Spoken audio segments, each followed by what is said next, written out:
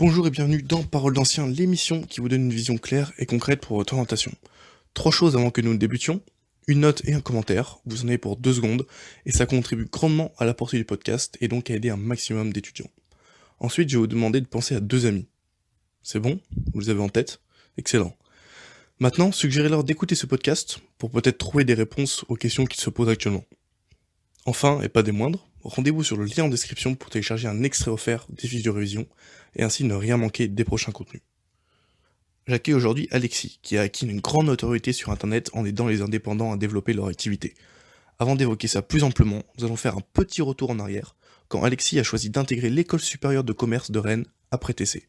Il va également te parler de pourquoi un semestre à Macao a changé sa vie, comment se déroule un Erasmus à l'autre bout du monde, de la voie initialement choisie par Alexis pour faire beaucoup d'argent, et enfin, les plus et les moins du Master of Science, Innovation et Entrepreneuriat de Rennes. Cela étant dit, et sans plus de transition, je vous laisse écouter ma discussion avec Alexis. Salut Alexis et bienvenue dans Parole d'ancien. Salut Nicolas, merci de l'invitation. Écoute, c'est un plaisir. La première question que je pose à tous les invités, c'est en quelle année est-ce que tu as fait TC? Ça tombe bien, on a regardé juste avant parce que j'étais pas sûr. Moi, j'ai fait TC à l'IUT Paris Descartes entre 2011 et 2013. Ok, super. Et maintenant, Alexis, actuellement, qu'est-ce que tu fais? Alors aujourd'hui, ce que je fais, c'est que j'ai deux casquettes. Je suis le créateur d'un projet qui s'appelle Tribu Indé, qui est un écosystème, un média pour les indépendants, dans lequel il y a un podcast, une série vidéo qui s'appelle Indé. Il y a eu un livre que j'ai écrit l'année dernière à l'âge de 26 ans qui s'appelle Freelance, l'aventure dont vous êtes le héros. Il y a une newsletter, il y a des événements. Bref, il y a pas mal de choses pour aider les indépendants à mieux structurer leur activité. Et puis à côté de ça, je suis encore freelance moi-même sur des sujets de copywriting, de création de contenu pour des entreprises B2B, donc des entreprises qui vendent à d'autres entreprises. Et donc je fais ça à peu près 10% de mon temps et 90% de mon temps est consacré à un projet plus entrepreneurial, Tribu Indé. Ok, au top. Au top. On va faire juste un petit retour en arrière. Donc, après TC, qu'est-ce que tu décides de faire? Du coup, moi, je fais TC sans vraiment savoir. En fait, j'ai fait le choix du non-choix. C'est-à-dire qu'après le bac, je ne savais toujours pas ce que je voulais vraiment faire. Et je me suis dit, bah, tiens, TC, on va parler commerce, on va parler comptabilité, logistique, marketing. C'est très bien, ça me permet d'avoir un pot commun dans lequel je vais pouvoir les piocher. Et après, j'ai suivi le chemin assez classique une fois que tu as fait TC, c'est d'aller en école de commerce. Et donc, j'avais passé les concours et donc j'ai intégré l'école de commerce à Rennes, qui change de nom tous les ans, mais à mon époque, ça s'appelait Rennes School of Business. Et donc ça, j'ai fait 3 ans là-bas, dont une année de césure. Je suis parti à l'étranger, notamment à Macao. Je crois que tu voudras qu'on y revienne. Je me suis un peu baladé, j'ai fait un peu de conseil, un peu d'audit. J'ai été salarié dans une start-up à Paris, et puis jusqu'à me retrouver freelance, indépendant et à gérer mon propre business tout seul. Ok, ok. Tu racontes ça comme si c'était super cohérent. On va revenir un petit peu point par point et on va voir. On va essayer de tracer un petit peu tout ça. Alors, Yes. tu te retrouves à Macao, donc dans le cadre de ton école de commerce à Rennes, c'est ça? Ouais, en fait, ce qui se passe, c'est que du coup, tu fais une première année d'école de commerce qui est l'équivalent d'une licence 3, Ok, qui est en fait un peu le tronc commun. Globalement, tu n'apprends pas grand-chose de plus que ce que tu as vu à l'IUT. Et d'ailleurs, moi, mes meilleurs cours de marketing, je les ai passés à l'IUT, à Descartes, et pas en école. C'est triste à dire, mais c'est quand même une réalité. Donc, en fait, c'est une sorte de tronc commun dans lequel, du coup, moi, je m'étais beaucoup investi dans des associations. Donc, j'étais à ce qu'on appelle la junior entreprise, sorte de mini cabinet de conseil dans lequel on vendait des études de marché, comme ce qu'on faisait à l'IUT, mais en gros, on vendait des études de marché à des entreprises de la région, à Rennes. Et ce qui se passe, c'est qu'en début de deuxième année, on nous propose de partir à l'étranger, faire un semestre, ce qu'ils appellent Erasmus. Euh, et donc, à ce moment-là, il y avait un partenariat avec Macao. Donc, pour celles et ceux qui ne connaissent pas Macao, Macao, j'allais dire, c'est une île, c'est une province, c'est à moitié indépendant, c'est rattaché à la Chine. Donc, c'est pas aussi indépendant que Hong Kong. Mais c'est juste, c'est à 1 heure de bateau de Hong Kong. Donc, c'est vraiment tout petit et c'est un peu le Las Vegas chinois. Euh, je te sens sourire, donc je sens les questions arriver, mais globalement, c'est le Las Vegas chinois. C'est une ville extrêmement riche aussi. Et il y a une université un peu à l'américaine. Et donc voilà où j'ai passé 6 mois dès ma deuxième année, en fait. OK. Et là-bas, concrètement, tu fais quoi? Tu as quel genre de matière, quel genre de cours? Donc, c'est toujours des sujets business. L'avantage, c'est que ce qui était cool, c'est que c'est vraiment, bon, forcément, la Chine regarde aussi beaucoup le système scolaire américain. Et donc, rien que dans la manière dont les cours sont enseignés, le choix des cours, le lieu, c'était un campus à l'américaine. C'est-à-dire, tu vois, t'imagines un gros campus dans lequel on dormait sur place, où il y avait des bâtiments où on dormait. Il y avait un énorme stade, un énorme gymnase, il y avait un lac. Enfin, c'était assez fou, quoi. Un peu ce qu'on peut avoir à Macao. Et donc, en fait, l'avantage, c'est que tu choisis tes matières à la carte. Donc, c'est complètement différent de l'IUT, c'est complètement différent de l'école de commerce.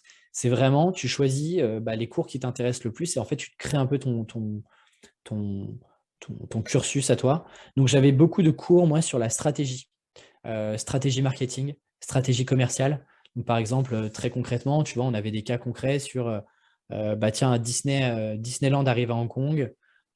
Quelles sont les actions marketing qui peuvent mettre en place pour attirer le plus de Chinois possible sur la première année. Donc, on avait des cas très concrets sur lesquels on travaillait. Donc, j'avais quelques cours sur ça, enfin différentes matières sur ça. J'avais aussi une matière un peu sur la partie marketing événementiel. C'est un truc que je ne connaissais pas. Je me suis dit pourquoi pas. Donc j'avais ça. Qu'est-ce que j'avais d'autre comme cours? J'avais un peu de cours de comptabilité, parce que moi, ça me faisait un peu marrer de comprendre un peu les chiffres et tout. Et en fait, je trouve que la compta, bon, tel que c'est présenté, c'est pas super fun, mais tu te rends compte de l'importance que ça a de comprendre un business model, de comprendre comment une entreprise fonctionne. Et aujourd'hui, je comprends un peu mieux les structures de coûts, comment est-ce que tu peux amortir tel et tel sujet, etc. Donc ouais, j'avais ça. Pour être très honnête avec toi, j'avais pas beaucoup de cours. Je crois que j'avais 5 ou 6 matières. Donc globalement, ça m'occupait trois journées sur les 5 par semaine, grand max. OK. Ce qui est plutôt pas mal, ce qui change quand même du rythme, on peut le dire un peu effréné de TC, où il y a vraiment des sollicitations dans toutes les matières, dans tous les sens, tous les jours. Est-ce que ça, c'était la spécificité de l'université dans laquelle tu étais là-bas, la spécificité de Macao ou la spécificité de ce bachelor en management? Je pense que c'est un peu des deux. C'est-à-dire que, en fait, généralement, tu le sais un petit peu, mais quand tu pars à l'étranger pendant une école de commerce, tu es dans une phase un peu exploratoire, à la fois en termes de cours, mais tu y vas surtout pour rencontrer d'autres personnes, pour en vrai t'amuser aussi et changer de cadre, découvrir une région, une ville, un pays.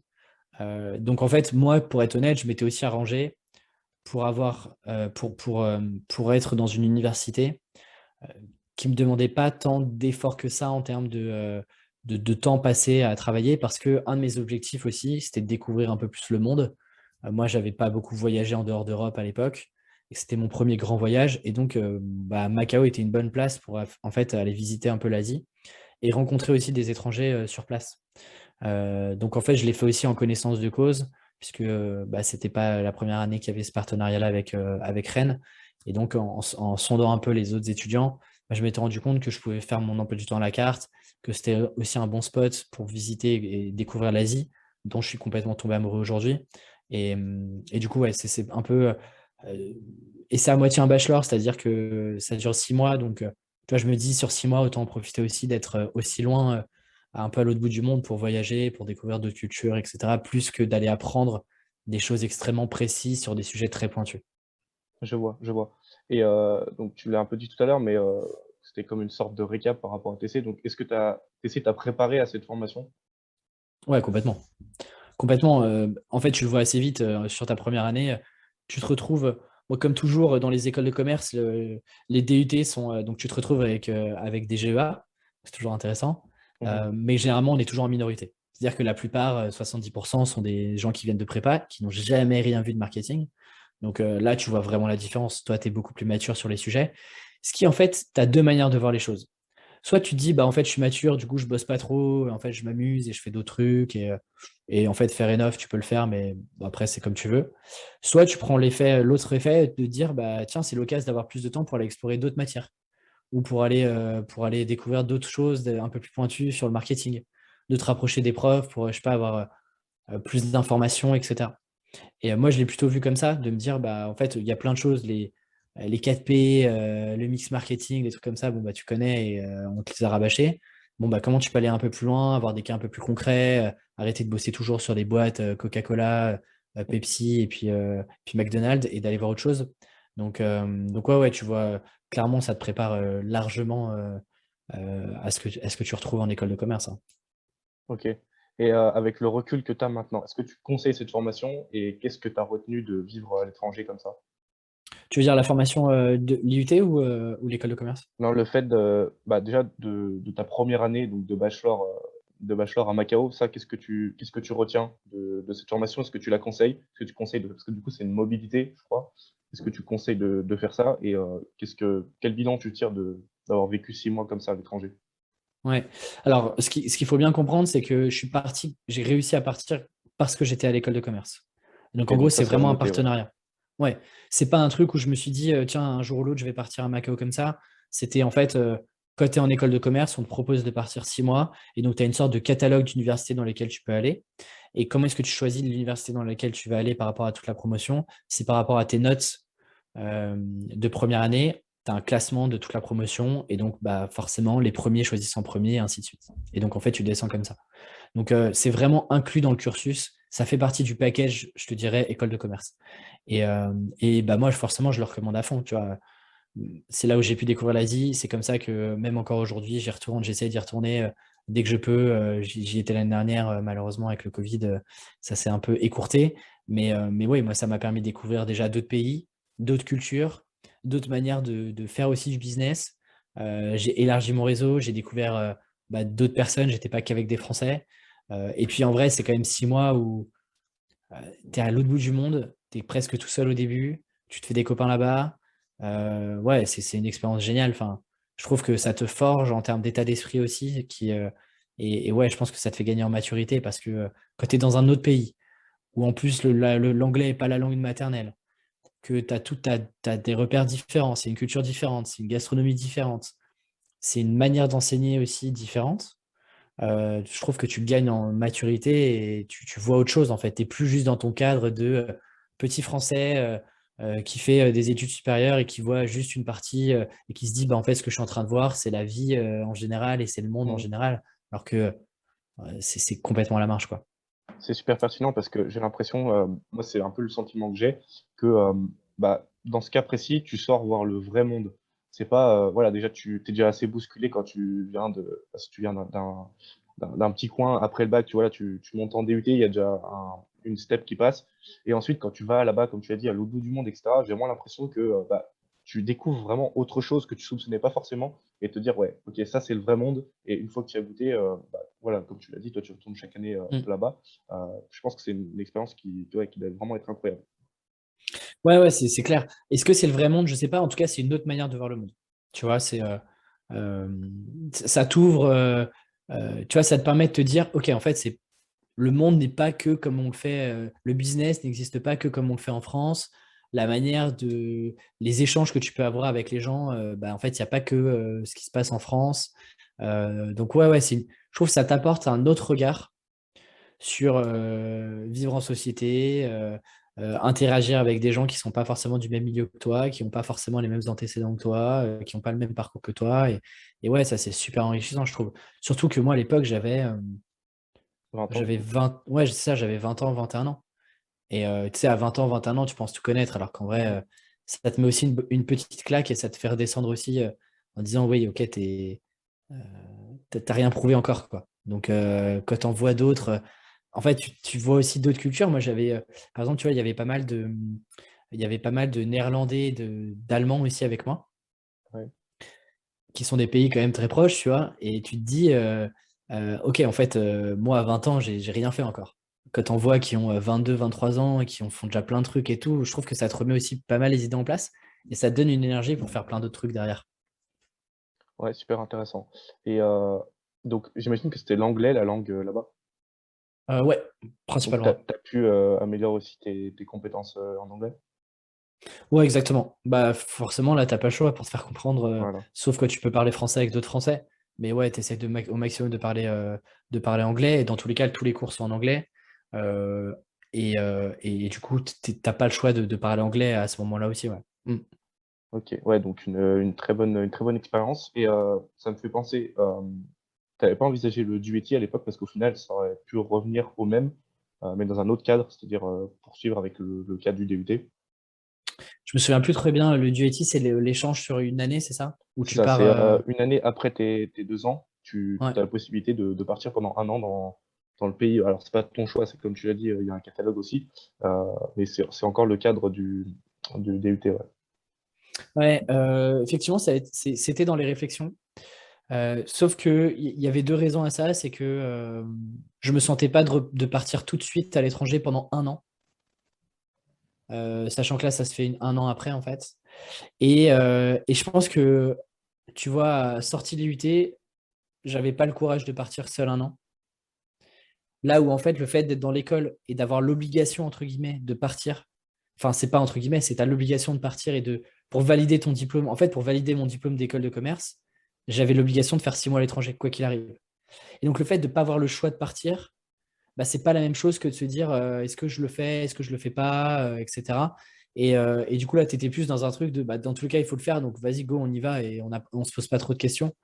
Là où ouais, le duetti, et puis c'était 6 mois, mine de rien, bah, j'avais pris un an entre-temps de maturité où tu vois, j'étais dans une asso, j'étais président de mon asso, donc tu vois, j'avais gagné aussi en termes de maturité, de compréhension de plein de trucs et tout.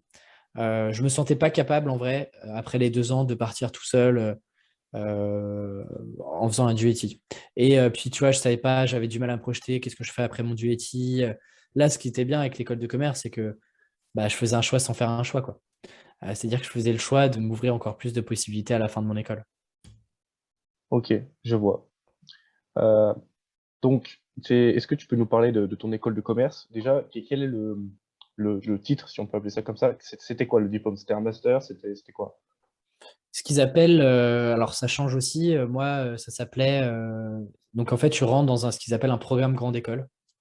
Donc, c'est un programme généraliste qui dure 3 ans, dans lequel tu fais une année de césure. Une année de césure, c'est globalement entre ta deuxième et ta troisième année, qui est une année en fait entre tes deux masters, qui est une année où tu testes la vie en entreprise. Donc, tu fais généralement 2 stages de 6 mois, donc de longue durée, pour un peu tester avant de.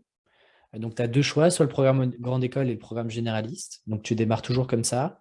Et tu as le choix en dernière année, soit de continuer ce programme généraliste ou bien de te spécialiser. Et donc, de choisir ce qu'on appelle un master spécialisé ou ce qu'ils appellent un Master of Science, parce que c'est plus sympa de le dire en anglais. Mhm. Mais globalement, c'est un master spécialisé qui te permet d'avoir et le programme grande école, et donc un diplôme de programme grande école classique qui ne veut pas dire grand-chose, plus un master spécialisé sur une thématique que tu as choisie.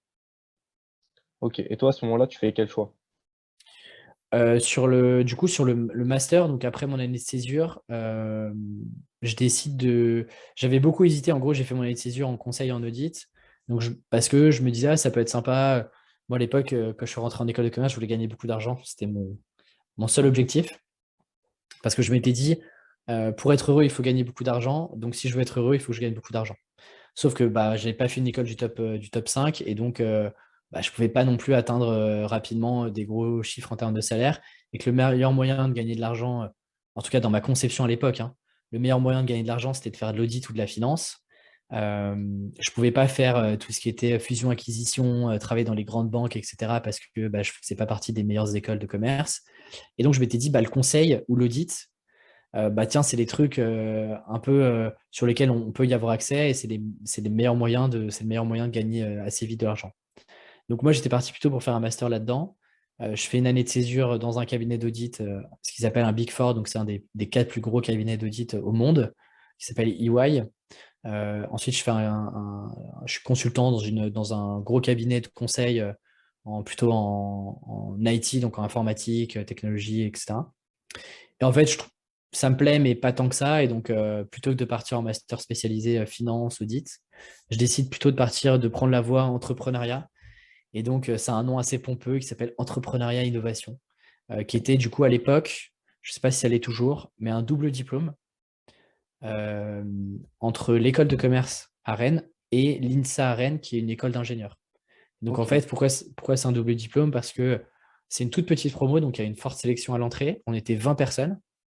Et on était 10 de l'école de commerce et 10 de l'école d'ingénieur d'INSA sur ma dernière année. ok. Et juste pour revenir sur la partie audit et consulting, à ce moment-là, est-ce que tu sens que tu as les clés, je veux dire concrètement, pour pouvoir exercer ce genre de job. Et j'ai vu aussi que c'était dans le secteur de l'énergie, l'industrie. Est-ce qu'à ce moment-là, tu es en mesure, toi, de faire face à ton job ou tu apprends beaucoup? Comment ça se passe? Forcément, tu es junior et ils le savent. L'avantage que j'avais, c'est que du coup, je rejoins. Donc, effectivement, j'étais dans tout ce qui était industrie énergie. Et forcément, ils le savent. Et l'avantage des grosses structures comme celle-ci, il y a plein de désavantages, hein, mais un des avantages, c'est qu'ils ont l'habitude d'accueillir des stagiaires, des gens très juniors. Et donc, ils ont un process d'accueil, de formation, d'accompagnement qui est ultra rodé. En fait, tu n'es jamais laissé tout seul et tu as toujours quelqu'un pour t'aider. Donc, forcément, au début, bah, tu ne captes pas grand-chose parce qu'on a beau te former, bah, c'est ce qu'on t'apprend, c'est jamais vraiment la réalité. Il y a toujours un delta et chaque situation est spécifique. Mais du coup, ouais, j'avais été formé et puis ensuite, tu es inséré dans des équipes et donc tu apprends. Et donc, au début, on te donne des petites tâches et puis plus tu prends confiance, plus on te donne de nouvelles tâches, plus on élargit ton périmètre. C'est l'avantage de faire des stages de 6 mois. C'est qu'en 6 mois, tu as quand même le temps de voir pas mal de choses. Euh, et en fait, c'est toujours de l'expérience que tu prends. Donc oui, tu n'es jamais prêt au début. Tu te dis que tu n'y arriveras jamais et que tu n'as pas les compétences. Ce qu'il faut se dire, c'est que, en tout cas, dans les boîtes dans lesquelles j'ai été, on m'a suffisamment bien accompagné pour que je me sente à l'aise et que je prenne mes marques et que je puisse à terme être force de proposition, tu vois, après 6 mois. OK. Donc tu fais ces 2 stages, ça te permet de découvrir un univers, que tu pensais, voilà, un peu idolâtrer juste avant. Ouais. Finalement, tu te diriges vers l'innovation, entrepreneuriat. Est-ce que tu peux nous parler un petit peu de cette partie? En fait, ce qui se passe, c'est que du coup, je suis en année de césure, donc je fais audit et conseil. Ça me plaît, mais c'est pas non plus incroyable. Tu vois, je suis pas là en train de me dire c'est incroyable, j'adore ma vie et je suis trop content d'y aller tout le temps et j'ai trop envie de faire ça pendant 15 ans. Et donc à ce moment-là, je commence un peu à me questionner en me disant est-ce que c'est vraiment. Tu vois, c'est un peu le premier moment où je m'autorise à me dire est-ce que c'est vraiment ce que j'ai envie de faire? Parce qu'en fait, en école de commerce et à l'UT, c'est un petit peu ça aussi, c'est que on te donne un peu les voies royales. Les voies royales, c'est quoi? C'est faire du marketing chez L'Oréal, c'est de faire de la logistique chez Danone, Mmh. c'est de travailler à la BNP dans une grande banque ou de faire de l'audit et du conseil. Globalement, si je caricature à peine, mais c'est globalement ce qu'on te dit, tu vois. C'est Euh, très drôle que tu donc mentionnes ça parce que, la dernière personne, que j'ai interviewée parlait justement de cette voie ouais. entre guillemets «royale» et lui justement a décidé de pas du tout continuer là-dedans et après de monter ses sociétés et tout. Mais voilà, pour dire que, c'est quelque chose qui est encore présent même après, voilà quelques années de TC et qu'on nous incite aussi à faire et l'objectif aussi de ces interviews, c'est de vous montrer que, bah, il y a pas forcément que, cette voie-là qui est possible pour, bah, voilà réussir, être heureux et cetera et Alexis Mm. nous parle là. Bah, c'est exactement ça. Enfin, et du coup, bah, en fait, tu peux ne pas te poser de questions jusqu'à la fin de ta vie, hein. Le Il y en a, système hein. éducatif français tel qu'il est pensé, euh, en vrai, te balise plutôt bien la route. Encore une fois, quand tu as la chance d'être un peu Ouais, c'est privilégié, très de vrai, ouais. pouvoir te payer des études supérieures, etc. Mais tu peux en fait continuer jusqu'au bout et on te dit, bah voilà, tu vas faire du marketing chez L'Oréal, voilà le cursus qu'il faut que tu fasses. Ensuite, il y aura des salons, tu vas montrer ton CV, etc. Et là, c'est, tu vois, césure, je me dis, il y a un truc qui coince quand même, c'est pas non plus l'éclate. Est-ce que c'est vraiment ce que j'ai envie de faire, quoi? Et donc, sur cette période-là d'un an, bah, l'avantage, c'est que oui, on bosse toute la journée, mais on a du temps, on n'a pas de devoirs en tant que tel. Donc en fait, c'est du temps que moi, j'ai passé à explorer d'autres branches, d'autres parcours. Et donc, j'ai commencé à regarder beaucoup, beaucoup de vidéos un peu sur l'entrepreneuriat, un peu par hasard, juste parce que j'étais curieux de découvrir autre chose que je ne connaissais pas forcément. Donc, je suis tombé sur une boîte qui s'appelle The Family, qui est une sorte d'accélérateur qui accompagne globalement des jeunes entreprises, startups, à trouver un modèle d'affaires, d'aller lever des fonds, etc. Et donc, ils faisaient plein de vidéos de contenu. Et je me disais, ah, c'est quand même génial et tout, ça a l'air trop bien. En fait, je regardais toutes les conférences, des conférences d'1 heure, 2 heures. Je regardais ça quand j'avais du temps le midi ou le soir. Et à chaque fois, ils citaient à la fin des conférences, ils donnaient des ressources, des bouquins, etc. Et donc, moi, en bon élève, bah, en fait, je notais les bouquins, j'allais acheter les bouquins, je lisais les bouquins. Et dans les bouquins, ils me parlaient d'autres choses. Et donc, en fait, tu vois, tu délies un peu une pelote de laine. Et donc, en fait, tu vas un peu regarder à droite, à gauche. Et tu pars d'un point. Et en fait, bah, c'est un peu tentaculaire et tu découvres plein de choses. Et c'est un peu comme ça que je tombe sur plein de créateurs, d'entrepreneurs américains qui, en fait, je me rends compte, font des trucs par eux-mêmes, ont des petits business, vendent des trucs un peu sur Internet, et parfois ont des outils, genre vendent des logiciels, vendent plein de trucs. Je dis, tiens, c'est trop bien. moi aussi j'ai envie de monter ma boîte, j'ai envie d'aller lever des millions, etc. Donc je Mhm. pars un peu dans cette caricature-là, où je me dis l'entrepreneuriat, c'est ça. Et donc je me dis, bah, le meilleur moyen, c'est bah, tiens, il y a un master entrepreneuriat à Rennes, bah, tiens, je vais faire ça. Ça va peut-être me donner des idées pour monter un projet. En plus, je vais peut-être rencontrer des gens et donc je vais monter un projet comme ça. Donc en fait, c'est à ce moment-là que je décide un peu, quasiment au dernier moment, de changer mes plans et de me dire, bah non, en fait, l'audit conseil, c'est pas pour moi. Testons un peu l'entrepreneuriat, les startups, c'était un peu en vogue. Euh, Tu vois, globalement, c'est ça. 2011, 2012, 2011, il y a le film The Social Network, pardon, qui raconte l'histoire de Facebook, où en fait, ça devient hyper stylé et tendance de monter une startup. Là où avant, c'était un peu les parias, tu vois, c'était les gens qui étaient dans leur garage, on ne savait pas trop ce qu'ils faisaient. Là, tu vois, 2010, 2013, c'est hyper cool, c'est le truc tendance. Si t'es start-upper, c'est cool. Et en fait, moi, j'arrive dans cette tendance-là, tu vois, très clairement, j'arrive un peu après, mais ça devient ultra tendance. Et donc, je me dis, bah, moi aussi, je vais être start-upper. Donc, voilà un peu, de manière très naïve, comment je me retrouve à faire ce master entrepreneuriat. Ok. Et concrètement, dans ce master, qu'est-ce que tu vois, qu'est-ce que tu fais, sur quoi autour de quoi ça tourne? Très concrètement, c'est pas très start-up, c'est pas très entrepreneuriat. Je suis peut-être un peu dur avec ce master, mais ça manque de pragmatisme et ça manque d'opérationnel. Je m'explique. En fait, l'idée, le concept est bien, c'est-à-dire que pendant un an, tu es mis dans des groupes qui sont imposés. Donc déjà, tu vois, en termes de liberté entrepreneuriale, Mhm. heureusement qu'aujourd'hui, tu peux choisir quand même avec qui tu travailles.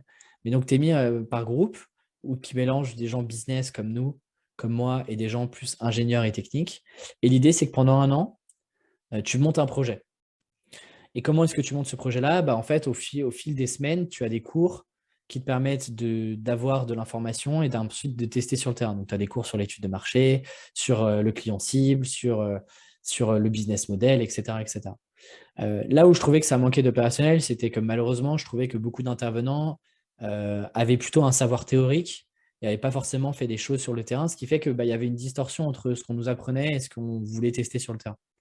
Mais voilà, globalement, c'est une année qui est quand même assez cool parce que bah, quand d'autres sont toute la journée en amphithéâtre, bah, nous, en fait, on est sur le terrain, on teste des choses, on bosse en groupe, on essaie de monter des projets, on va dans la rue, enfin, on fait plein de trucs. Tu vois. Et pour le coup, j'ai fait plein de choses. Et surtout, bah, tu as beaucoup de temps à côté, pour être honnête, pour encore une fois continuer d'explorer des choses. Et donc, tu as deux manières de voir ça. Soit bah, tu chill et tu te fais du Netflix et tu te binge-watch toutes les séries qui existent. Soit tu dis, bah, ce temps-là, je vais l'utiliser pour apprendre des trucs, pour lire, etc. Et c'est moi ce que j'ai fait, où j'ai lu énormément de bouquins sur cette année-là, où j'allais à des événements à Paris alors que j'étais à Rennes. Euh, et c'est à ce moment-là aussi que je commence à écrire sur Internet. C'est mes premiers pas un peu dans le monde Internet, sous le nom Alexis Minkela, où je commence à écrire des trucs sur Internet. Et surtout, en gros, des lectures que je lis, souvent en anglais. Bah, ce que je me disais, c'est que je me disais, mais ça peut intéresser tellement d'étudiants ce que je suis en train de lire, ça t'ouvre tellement l'esprit, c'est des trucs que tu n'entends tellement pas en école, que je devrais partager ça. Sauf que c'est de l'anglais, et donc bah, la plupart des gens sont flemmards et donc veulent pas lire de l'anglais. Et donc, ce que je faisais, c'est que je faisais des résumés de livres que je partageais à ma promo d'abord, et puis ensuite, bah, des gens sur Internet tombaient un peu par hasard, suivaient un peu ce que je faisais, etc. Donc moi, ça a été une grosse, grosse année d'exploration. Ok, super intéressant. Parce que on dit souvent que en théorie, il n'y a pas de différence entre la théorie et la pratique, sauf qu'en pratique, il y en a une. Et on va aussi faire le lien avec ce que tu fais maintenant, mais entre l'entrepreneuriat pardon, qui est enseigné et l'entrepreneuriat terrain, euh, quel est ton avis là-dessus? Comment ça se passe? Parce que Enzo, qui est passé dans ce podcast aussi précédemment, m'a dit que bah voilà, en TC, tu as des cours d'entrepreneuriat aussi par des gens qui n'ont pas monté de boîte. Donc c'est déjà assez curieux, ce qui est vrai déjà. Mais ensuite, dans ton master innovation entrepreneuriat, comment tu vois ça? Si tu veux, en fait, les meilleurs cours que j'ai eus dans ce master-là, c'était quand on avait des conférences ou on avait des témoignages et des entretiens avec des gens qui étaient en train de monter des boîtes. Parce qu'eux, ils vivaient vraiment le truc aujourd'hui. Ce que tu dis et ce que Enzo dit, enfin, c'est triste, mais c'est la réalité. La plupart des gens qui t'enseignent le marketing ont eu peut-être une expérience, mais ils l'ont eu il y a 25 ans. Et la manière dont on fait du marketing il y a 25 ans n'est pas forcément la même qu'aujourd'hui. Alors, bien sûr, les principes sont intemporels. La preuve, c'est que mon métier aujourd'hui était le même métier que ce que faisaient les gens en 1920 sur ce qu'on appelait la conception-rédaction d'affiches, de publicité. Alors ouais, Mais en c'est tout à fait revanche, vrai. Je me permets juste de rajouter. Sur les ouais, principes, tu as tout à fait d'accord. Tu as tout à fait raison, pardon. Euh, Moi, le truc qui me chagrine par rapport à ça, c'est qu'en TC, on n'apprend pas ces principes-là, que ce soit de la psychologie, etc., qui est quand même la base de la vente. Mais ça, c'est c'est vrai. totalement Mm. négligé. Et quand je l'ai découvert après, ça a été une révélation pour moi, en fait. C'est vrai, et en même temps, je me fais l'avocat du diable parce que j'entends souvent et je vois souvent passer des posts sur LinkedIn d'ailleurs en mode l'école nous apprend rien, j'ai perdu du temps, etc. Moi, je suis un peu plus mesuré parce que je me dis toujours, je suis comme toi, j'aurais aimé qu'on m'apprenne ça. Et en même temps, est-ce que à l'époque, quand tu as 18 ans, c'est ce genre de sujet que tu as envie d'entendre et est-ce que tu aurais été prêt à les recevoir? Je m'explique. Par exemple, moi, j'ai une énorme frustration dans ma vie, c'est de ne pas avoir profité de l'occasion de lire des livres de la littérature classique, euh, les, euh, les Molières, Ah, les je suis Volt, d'accord avec toi. tout ce qui est, en fait, les mots passants, enfin bref, le Comte de Monte Cristo, enfin bref, tous ces bouquins-là. Et je me dis, putain, mais c'est con, hein. En fait, aujourd'hui, bah, il me manque plein de classiques. J'ai des lacunes sur des classiques que, en fait, on m'a demandé de lire au lycée. Ouais. Donc, en fait, j'avais le temps pour les lire. Mais si tu veux, j'avais pas la maturité. J'écoutais Mm. pas. La preuve, c'est que j'ai pas lu ces livres-là et j'achetais des résumés sur Internet pour essayer de mieux les comprendre. Donc, en fait, tu vois, je me dis toujours, avec le recul, c'est facile de se dire, on aurait pu apprendre ça. Mais est-ce qu'on avait, à l'époque, l'envie vraiment de se dire, bah, tiens, on va faire un cours de psychologie humaine et comportementale pour comprendre ce qu'est le marketing, tu vois? Versus voir un truc très factuel sur bah, comment est-ce qu'on fait un plan média. Donc, tu vois, je suis toujours un peu mesuré là-dessus. Mais oui, malheureusement, c'est ça le problème. Les gens qui montent des boîtes ou qui sont en train de monter des boîtes, bah, ils n'ont pas forcément le temps de donner des cours d'entrepreneuriat. Donc, tu vois, c'est toujours l'œuf et la poule. C'est-à-dire que tu as envie d'avoir des gens qui sont sur le terrain, mais ces gens-là, en fait, leur priorité, c'est de monter leur boîte et c'est pas de donner des cours à des étudiants. Donc, c'est toujours compliqué de trouver le juste milieu, je trouve. C'est ça. C'est toujours une notion d'équilibre pour beaucoup de choses. Et est-ce que tu estimes que TC t'a préparé à- voilà, ce master? Je pense que quelles que soient les études que tu fais, il y a toujours des choses à retenir, il y a toujours des choses sur lesquelles tu peux apprendre, c'est évident. Ouais, ça, c'est une bonne mentalité, En fait, surtout. en fait, ça te donne toujours une base. Enfin, l'IUT, pour moi, ça m'a donné la base sur la suite de mes études, sur comprendre ce qu'est une entreprise, comment fonctionne une entreprise, C'est ça. c'est quoi un compte de résultat, comment est-ce que, en fait, tu fais un plan marketing, c'est quoi les ingrédients que tu mets dedans, etc. Donc c'est sûr que tu t'en sers. En tout cas, ça te donne déjà une connaissance, tu as déjà un peu balisé le terrain, tu as déjà entendu parler de ces termes, etc. Après, est-ce que c'est un lien direct et ça a impacté directement mon master? C'est compliqué de te le dire parce que c'est 4 ans après l'IUT. Mais forcément, en fait, d'une manière ou d'une autre, ça t'a préparé. Et tu vois, toutes ces personnes qui te disent souvent l'école de commerce m'a rien appris, j'ai tout appris sur YouTube, etc. Oui, d'accord. Mais peut-être que tu n'aurais pas eu la curiosité d'aller te former sur YouTube C'est si tu vrai. n'avais pas eu en fait déjà des petites connaissances, si on t'avait pas appris à parler devant 30 personnes à chaque fois qu'il y avait des projets de groupe, etc. Donc, tu vois, tout te sert forcément. Il y a des Sur choses qui te servent la... plus qu'un autre. Il y a des choses sur lesquelles bah, en fait, tu comprendras peut-être 5 ans après l'impact que ça a pu avoir sur ton développement, sur tes réflexions. Moi, si j'avais pas fait l'école de commerce, bah, je me serais pas posé les questions et j'aurais peut-être pas changé de voie comme je l'ai fait aujourd'hui, tu vois. Je suis d'accord, ouais. Sur la partie ouverture aux choses, ouverture au monde, c'est vraiment ce qui va Mm. servir de base pour, d'une part, mener des réflexions et d'autre part, combler certaines lacunes qu'on pourra avoir dans certains domaines. Je veux juste revenir sur... Ah, vas-y, Ouais. pardon. Non, non, Je j'allais voulais dire... dire, alors c'est vrai que parfois, on peut dire, bah, ça fait cher un peu l'ouverture au monde de payer 30 000 euros une école. Justement, je voulais parler de ça avec Euh, toi. Bah, c'est comme ça. Enfin, le système est mal fait aujourd'hui et malheureusement, l'accès à des écoles comme celle-ci valent très cher. Mais encore une fois, je pense que avoir ce genre de discussion, on fait partie, et je pense il faut avoir l'honnêteté intellectuelle de le dire, c'est qu'on fait partie des privilégiés, tu vois. On fait Clairement. partie de ces gens qui peuvent se permettre de se poser des questions à partir du moment où tu as fait une école de commerce. Bah, je considère que tu fais partie des privilégiés, tu vois. C'est sûr. Et concernant cette école de commerce, quel était le budget pour les 3 années? Pour être honnête, j'ai la chance et là-dessus, heureusement que mes parents étaient là pour me financer ces études-là. Pour le coup, j'ai eu la chance de ne pas avoir besoin de faire moi un prêt personnel. Mais de mémoire, l'année à l'époque coûtait 7 000 euros. Donc 7 fois 3, 21. Ok. OK. Je sais pas du tout, j'ai aucune mesure par rapport aux autres écoles de commerce, mais C'est voilà, c'est globalement pas très aussi cher par rapport aux autres. Ouais. OK, c'est aussi un point à noter et ça peut, bah, voilà, jouer en faveur ou en défaveur de certains choix d'orientation. OK. Juste, je t'ai coupé tout à l'heure, mais tu commençais à écrire sur internet, ça commençait à se diffuser, ça te plaisait. Qu'est-ce qui se passe ensuite? Ouais, bah, ça me plaisait, aucun objectif. Vraiment, je publiais, toujours l'objectif d'essayer d'être lu un peu plus, que la semaine précédente, mais pas d'objectif de professionnel en tant que tel.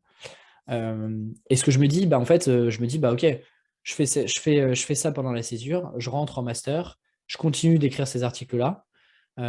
Et en fait, à l'époque, quand je suis dans le master, je me rends compte que, en gros, l'objectif que j'ai, c'est pas forcément de monter ma boîte tout de suite, mais plutôt de comprendre un peu mieux l'écosystème startup et entrepreneurial sur le terrain, puisque je me rends compte que j'ai des lacunes avec les cours.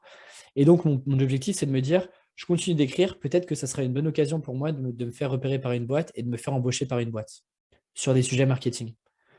Parce qu'encore une fois, c'est toujours plus simple de prouver ce que tu es en train de raconter que juste de dire des choses. Ça a beaucoup plus de valeur de dire j'adore l'écriture et j'ai envie de continuer d'écrire du contenu marketing. Et d'ailleurs, bah voilà mon blog et voilà tous les articles que j'écris, plutôt que de dire bah, j'adore écrire, j'aimerais trop le faire dans votre entreprise et de ne pas avoir de preuves à montrer.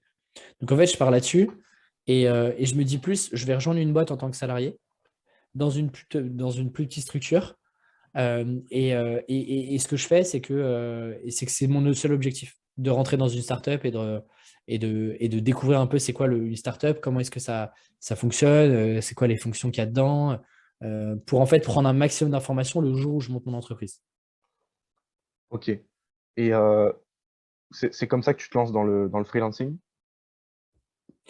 Je me lance dans le freelancing à la fin de mes études, enfin pendant ma dernière année. Donc en fait, pendant ma dernière année, je cumule projet entrepreneurial, plus les cours. J'écris un petit peu à côté et je commence mes premières missions en freelance. À l'époque, je facturais mes articles 40 €. J'étais comme un dingue, j'étais étudiant, c'était trop bien. Enfin, c'était fou, tu vois, de me dire, en fait, je le fais gratuitement et là, il y a des entreprises qui sont prêtes à me payer pour que j'écrive pour elles. Et en fait, je commence ce freelancing comme ça. À la fin de mes études, ce que je fais, c'est que bah, j'étais tellement tombé amoureux de l'Asie que je décide de partir 4 mois avec ma copine pour voyager et rencontrer des entrepreneurs dans chacun des pays que je visite. C'est un peu le Euh, le le le rêve, nomade digital et cetera qui se mettait un petit peu en place? ouais, c'était un peu ça, ouais. C'était un peu ça, je voulais expérimenter ça, mais sans être ni nomade ni digital, si tu veux. J'étais juste un gars qui venait de terminer ses études, qui avait aucun plan professionnel et qui voulait juste découvrir un peu bah, qu'est-ce que faisaient tous ces gens-là. Et à la fin de ça, ce qui se passe, c'est que on me propose, grâce à mes articles, on me propose un job. Donc on vient me chercher en me disant, on a vu ce que tu écrivais, on trouve ça chouette, on est prêt à te proposer un job. Est-ce que tu es prêt? Est-ce que tu as envie de rejoindre la boîte? Et donc en fait, tu vois, le freelance qui a jamais été au début, en tout cas, un plan de carrière, bah, je me dis bah, trop bien et tout, j'ai un job dans une startup, c'est ce que je voulais. Il se trouve que, alors est-ce que coïncidence ou pas, mais je rejoins une boîte qui est une plateforme de freelance, qui existe toujours, mais je continue de faire des missions en parallèle de mon premier job. Parce que plus par opportunité, en fait, bah, les contenus que j'avais écrits 1 an, 2 ans avant continuent d'exister. Moi, je continue de les partager un petit peu. Et donc, j'ai quelques missions comme ça, un peu, tu vois, à droite, à gauche, en parallèle de mon premier job en CDI où mon job, c'était de créer du contenu sur le freelancing pour les clients. C'est-à-dire, comment est-ce qu'on pouvait éduquer les clients, les entreprises au fait de travailler avec des freelances. Mille merci d'avoir été au bout de cet épisode, j'espère que vous l'auriez apprécié, et si c'est le cas, faites-le moi savoir à travers une note et un commentaire. Et moi je vous donne rendez-vous sur le lien en description pour ne rien manquer des prochains contenus. Sur ce, je vous dis à bientôt pour un prochain épisode de Paroles d'Anciens. À tantôt donc.